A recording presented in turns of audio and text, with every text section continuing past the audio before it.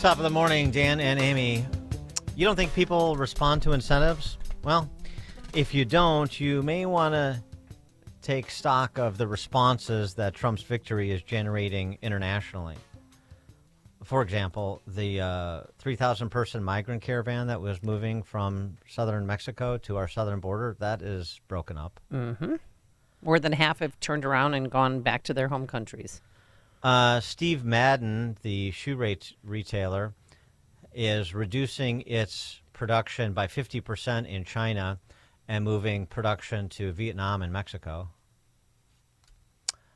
EU President Ursula von der Leyen all of a sudden has decided that maybe European nations should be buying more of their natural gas from America than Russia. I would not say discuss, but we touched upon yesterday.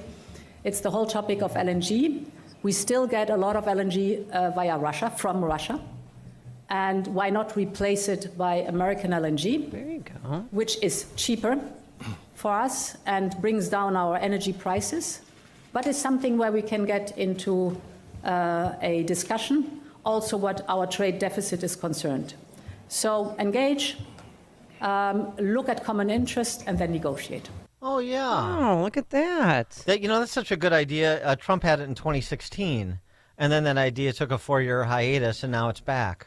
I mean, he's done more in 4 days than Biden has done in 4 years. Also, Putin says he's going to sell Russian oil in U.S. dollars. And Zelensky had a private phone call with President Trump and Elon Musk. And apparently Trump had a private conversation with Putin, too, where he told him to hold down the hostilities a bit until I get in and we can try to work out some sort of arrangement.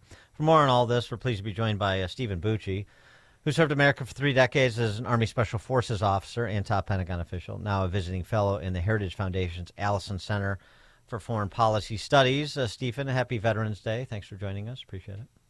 Thank you very much. I'm glad to be here on a day where we remember all of my brothers and sisters who have served this nation. Absolutely. So let's start with just sort of the general reversals that we see going on in a number of countries on a number of issues. Your, general comment. It's common sense. We've been saying this for a long time that, look, you don't have to like President Trump. He's not inviting you out for a beer. But if you look at his policies, they make sense. They're appropriate. They work. And for all of the doomsaying of the left, saying, "Oh my God, what are our allies going to do? They're all just going to run away from us. We'll be totally out of touch with the rest of the world."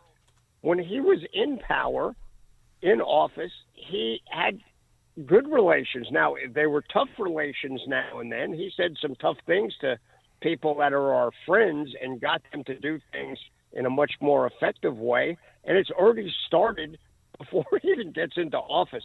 Your examples were spot on right there. And before somebody on the left says, well, Trump shouldn't be talking to Putin, that's not right. Let's remember Barack Obama's message through then President Medvedev, who is, was Putin's mini-me, say, hey, look, tell Vlad just to be patient. I'll be able to get rid of this missile defense stuff once I get reelected. That's sort of collusion. What Trump is doing is laying down some markers and letting Putin know there's a new sheriff in town and things have got to change. That's a positive step in my mind. Just to develop that a little bit more, the conversation with Putin, the conversation with Zelensky. I mean, the idea is, hopefully the Biden administration won't try to gin up a Logan Act investigation on Trump the way they did Flynn. But the idea is that this is the beginnings of getting both sides to the table and seeing what can be worked out. Is that your sense of it? That's exactly what it is. He's setting the conditions for future negotiations, and I think the negotiations are not going to be all that much of a negotiation. I think he's going to lay down some sharp lines for Putin, and if he doesn't stay on the correct side of them, things are going to happen. remember, this is a guy that, even though everybody said, oh, he loves Putin and he's just Putin's puppet and all this, he is the only president I know that has killed large numbers of Russian military, in this case it was Wagner Group mercenaries, when they tried to attack Americans. And after that, those Russians had never fired another shot at American forces in Syria at the time or any place else. Trump has stood up to Putin. He's going to stand up to him again, and I think we'll see some progress. When he said he's going to end this war in very quick time when he comes into office, it doesn't mean he's going to give away Ukraine. Right? He is going to put some pressure on Putin to end this thing.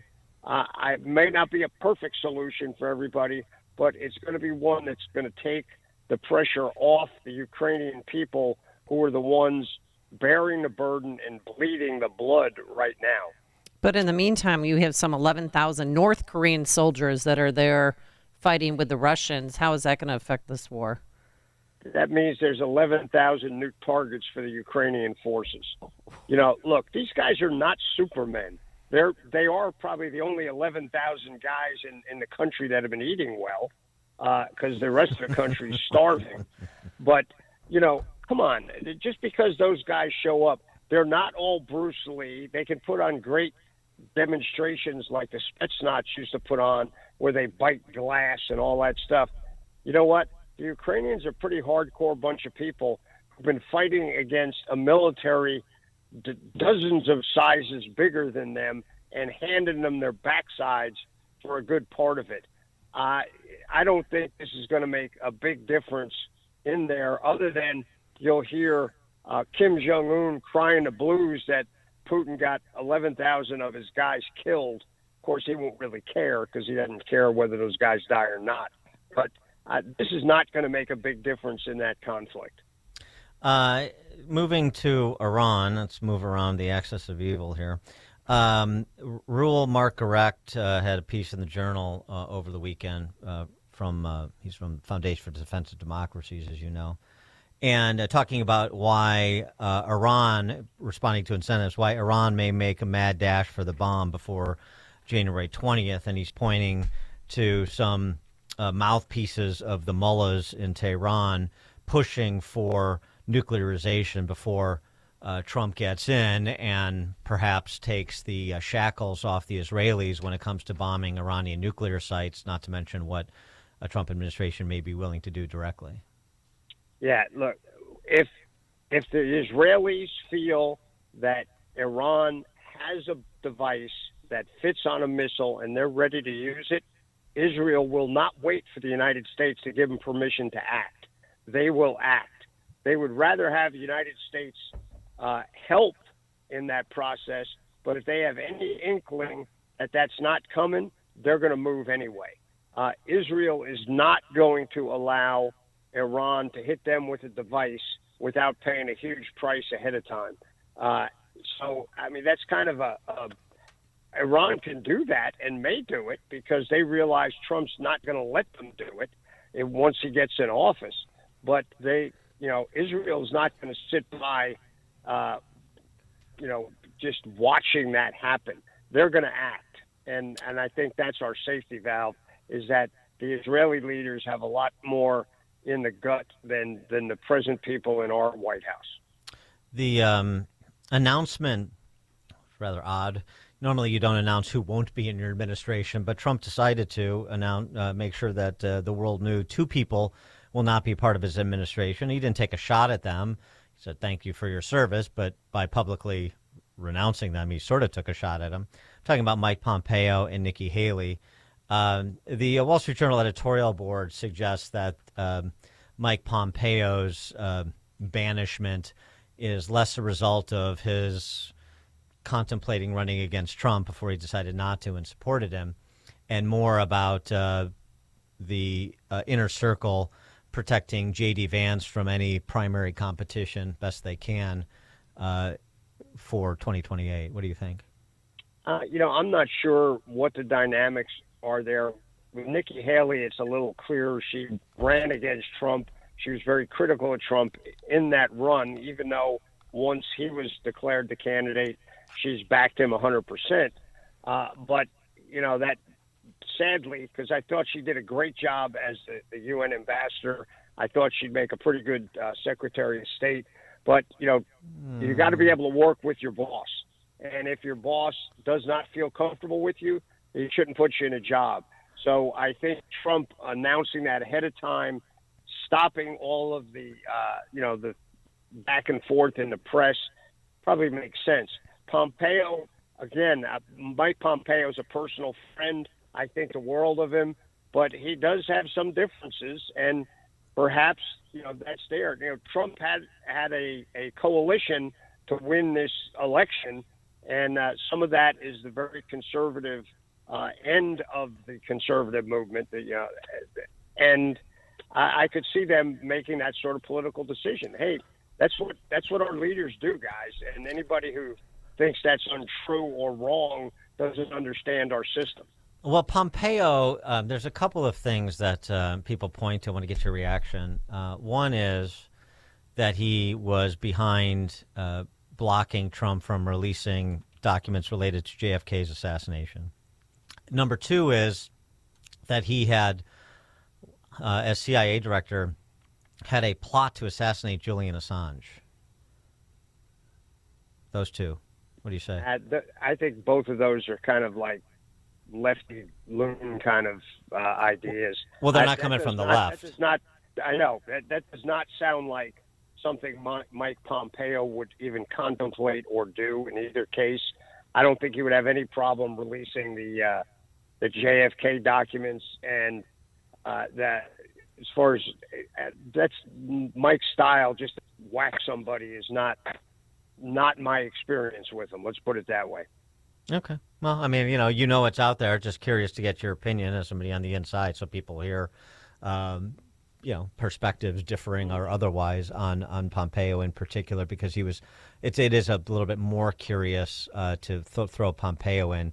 The Nikki Haley thing is a little bit more obvious, especially because, just sort of fundamentally, she seems to be much more of an interventionist than Trump and Trump world is, and so there's just a sort of a philosophical divide there, even though she advanced his flag as U.S. ambassador to the UN. Speaking of that, your view on Elise Stefanik becoming U.S. ambassador to the UN, even though she went to Harvard, which is generally disqualifying in my view. But anyway, maybe an exception here. I would agree with that general rule. I don't think Elise is a typical Harvard grad. She's a spunky young woman, very strong, she's not going to back down from anybody. The only thing that it always makes me nervous when we have, a close run thing in the House and we go in and take good, strong leaders out of the House to fill the executive branch. Sometimes that turns around and bites us later.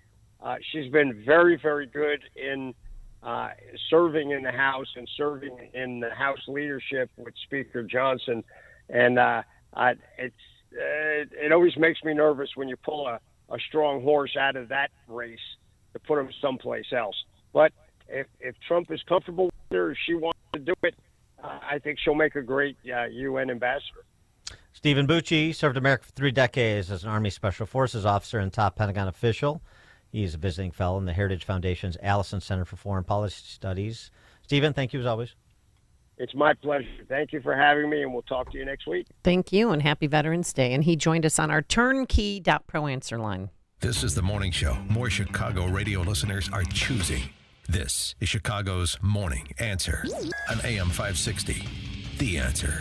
From humble small-town beginnings to Hollywood stardom and eventually the world stage, Reagan is a cinematic journey of overcoming the odds. Told through the voice of Victor Petrovich, the film offers a unique perspective. With Dennis Quaid as Reagan, this captivating story